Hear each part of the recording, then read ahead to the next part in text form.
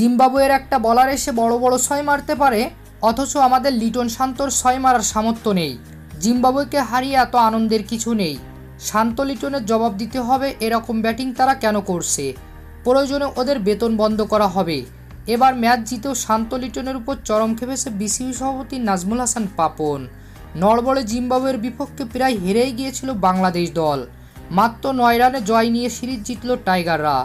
তবে ম্যাচে বাংলাদেশের ব্যাটসম্যানদের ব্যাটিং নিয়ে সমালোচনা করে শেষ করা যাবে না। দলের ওপেনার লিটন দাস এবং ক্যাপ্টেন শান্তর ব্যাটিং দেখে হতাশ হয়েছে সমর্থকরা। একজন ওপেনার হয়ে এরকম বাজে শট, তাও আবার 3 বার খেলতে গিয়ে আউট হয়। আর শান্তর ব্যাটিং দেখে মনে হয় ওর থেকে জিম্বাবুয়ের একজন বলার ভালো ব্যাটিং করে।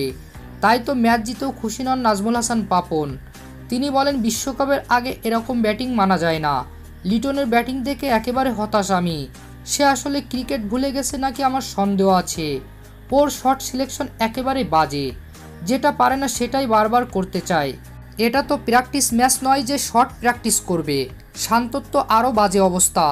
রান নেই ব্যাটে, ক্যাপ্টেন হওয়ার পর পারফরমেন্স নেই শান্তর। ওদের দুজনের ব্যাটিং দেখে মনে হয় জিম্বাবুয়ের বলাররা ওদের থেকে ভালো খেলে। মাত্র 9 রানের জয়ে আমি খুশি নই। ওদের এমন বাজে ব্যাটিংয়ের কারণ বলতে হবে। সঠিক কারণ দেখাতে না পারলে বেতন বন্ধ করা হবে ওদের দুজনকে। রীতিমতো শান্ত লিটনকে হুমকি দিলেন বিসিবি বস পাপন।